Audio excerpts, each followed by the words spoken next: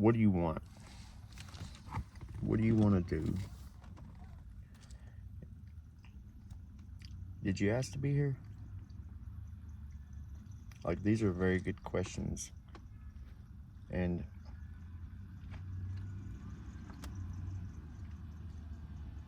there is an answer. I would bet anything that not many of you have ever even thought about it.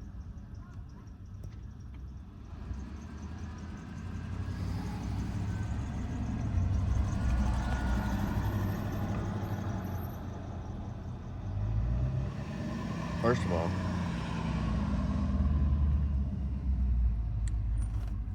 if you're afraid, or you're judging, or you are the type that likes to gossip about other people, let's just say this. If anything I say makes you just fuck that and turn it off, or you feel like you need to get on there and tell me where I'm wrong, I'm going to say maybe, but I doubt it. If every time you walk outside and you get in your car and you put your seatbelt on, you think to yourself of all the possibilities, all the accidents you could get into, and all the ways your car could blow up and you be impaled and tickets and all this nonsense. Well, you would say, I ain't fucking going nowhere. I ain't driving. That is a unhealthy fear, and it is a very poor way to live. You know, it's not in control. You're not doing it. You are held back. If I put my seatbelt on and I say, I need to put my seatbelt on just in case, and then drive off, I would say that's caution. There's a difference, okay? Let's just make that like an example to use. We are tricked into grinding and going to school and investing and all this stuff so we can work the best 60 years of our life, not raise our kids so they can grow up and do the same fucking thing.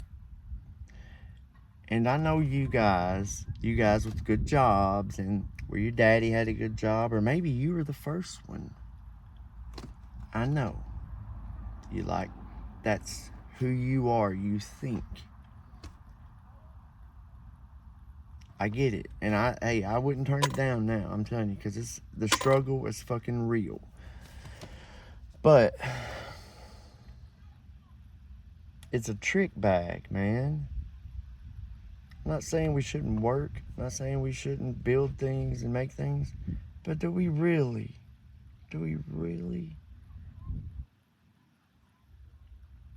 need the new Bronco? I mean, like, wasn't the old Bronco fucking better? Like, do we really need like, I see storage units going up everywhere. Like, wow, guys. What the fuck? Let's buy a bunch of things. Wait, let's go spend our whole best part of our lives buying things so they can sit in a building somewhere.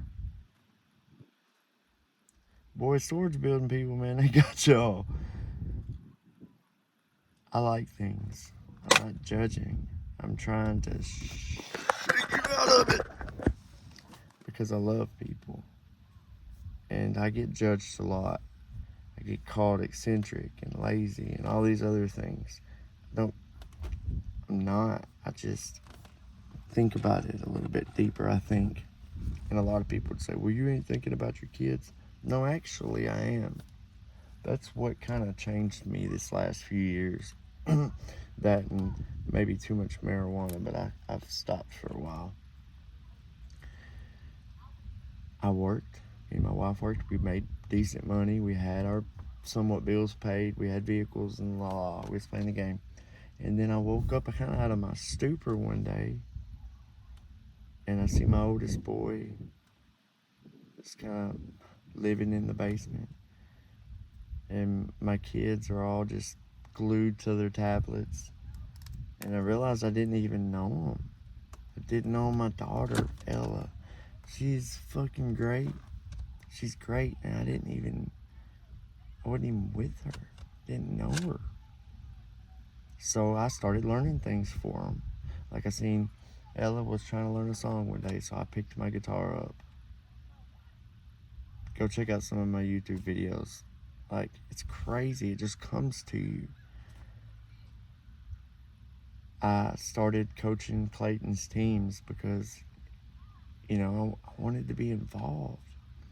And when I started doing those things, or a little before, I started spending more time trying to be involved with the people around me.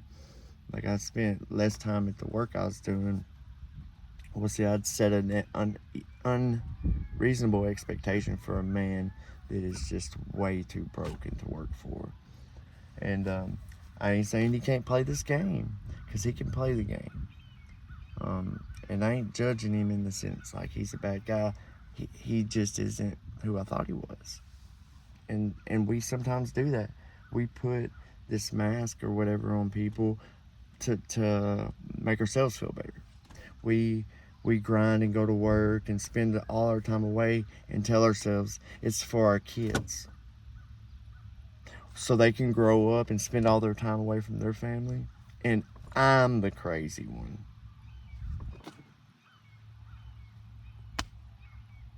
You go to school, you get this education so you can work a job, and then when you get in an accident or your son gets in trouble, you go hire a lawyer so he can take all that time away from you that you spent. Money, I ain't got much. It's not valuable. It's just a representation of our energy. And it's not even the fruits of our energy, because we've been put into a goddamn trick bag. We've been made think this is the value. This isn't the value. We are the value. Things are the value. This is useless. This is just a record keeping tool. It's not valuable. It's not even real money technically. It's actually the opposite of money, which is debt. I mean, I think coins might have some kind of value, but the point is that paper doesn't. How do I know that? I didn't go to school to learn that. I learned it because I decided to learn it.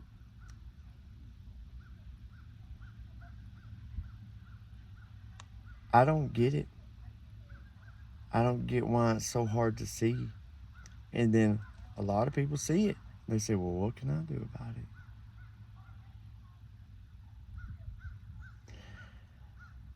Whoever, I don't like saying they, but whoever they are that works together to keep us all in this thing where, what can I do about it? You gotta have a license to drive. You gotta wear your seatbelt. You gotta. It's the land of the free, home of the whack.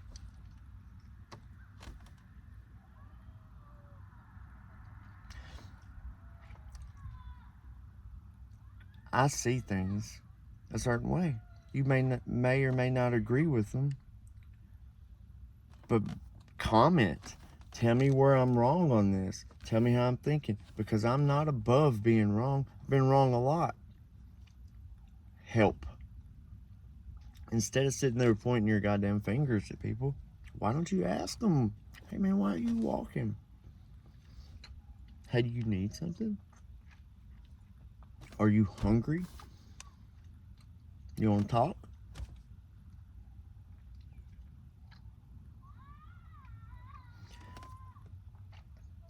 And then, on the other hand, and it's everybody, it's every class. You got the bottom class judging the upper class, and the upper class judging the bottom class, and the middle class are the ones that are just compliant, trying to raise families and stuff, don't have time to learn anything or study or do anything that they want to fucking do. Also, whoever, could just slowly drain you. And the biggest kicker of it is it's your own damn fault.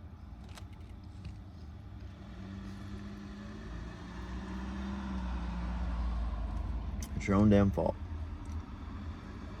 for letting fear drive.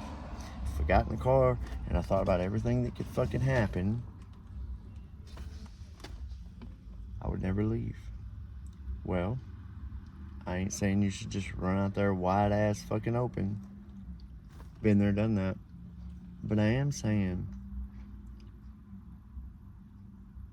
put your fucking judgments down, and that fear will go away. Stop thinking of people that way and realize that they're just tricked them bots, man. They're tricked into being robots. Reaction, reaction, reaction, reaction. It's like, go this way. Oh, there's a cop, I'm afraid. It's like, of what? Or, oh, I don't want them to see me without my makeup on. They ain't thinking about that. I never got that. And then I realized what it is. Everybody's out there judging other people, and then in turn they're worried about themselves being judged. And it dawned on me that every fucking thing that I was afraid of, I'm not talking about healthy fears like a bear chasing you. I'm talking about the perception of others. Being afraid of a loss of a job or not being able to have a home or whatever. All those things came from me judging something like on the opposite side even, or even the same thing. I guess never really fitting in kind of helped me understand that, but I never had to get out of a box.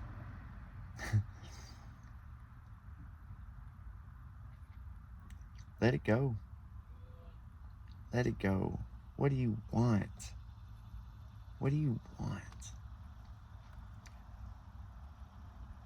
I talk a lot, and people hear what they want to hear. I think a lot. I think a lot in my head. And I weigh things. I have discernment.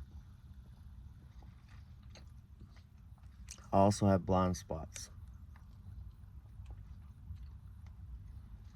I have a lot of questions. I have gifts. Things that I'm good at. I'm not put here to lay tile, but I'm good at it. I'm not put here to fix houses, but I'm good at it. I want to do more. I want to play music. I want to coach kids. I want to help people. I want to inspire people.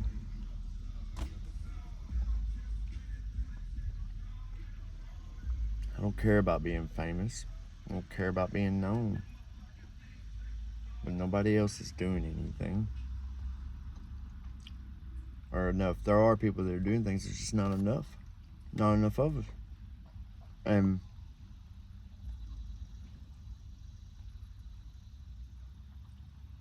I've lost everything that mattered to me.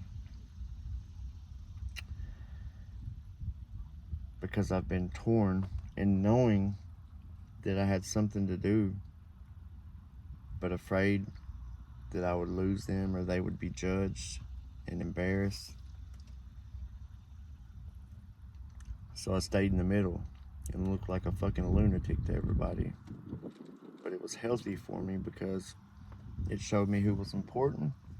It showed me who was going to stick in there with me. So when the next part of my life comes, I already have all that taken care of.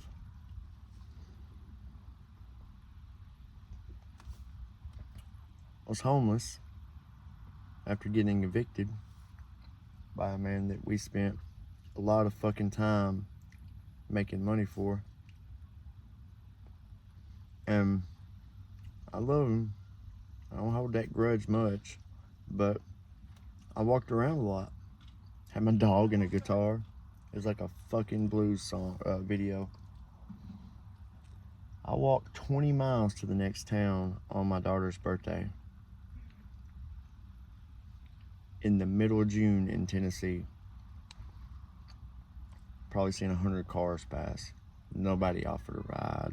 I didn't have my dog with me. I had my guitar. Nobody offered a ride or a glass of water. Well, I got back to my hometown, and the only people that even offered help, dude bought me a drink, were what a lot of people called junkies.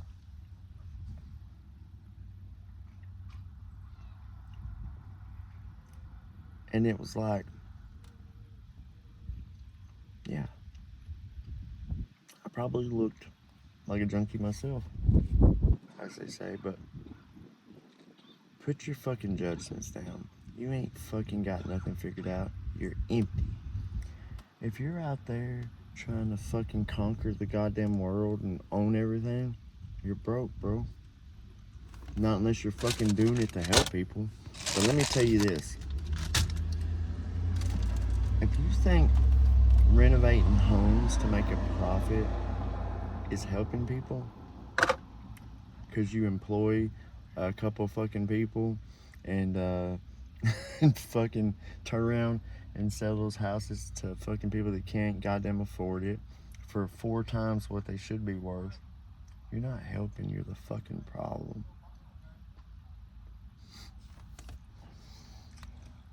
It's crazy how smart dumb people can be.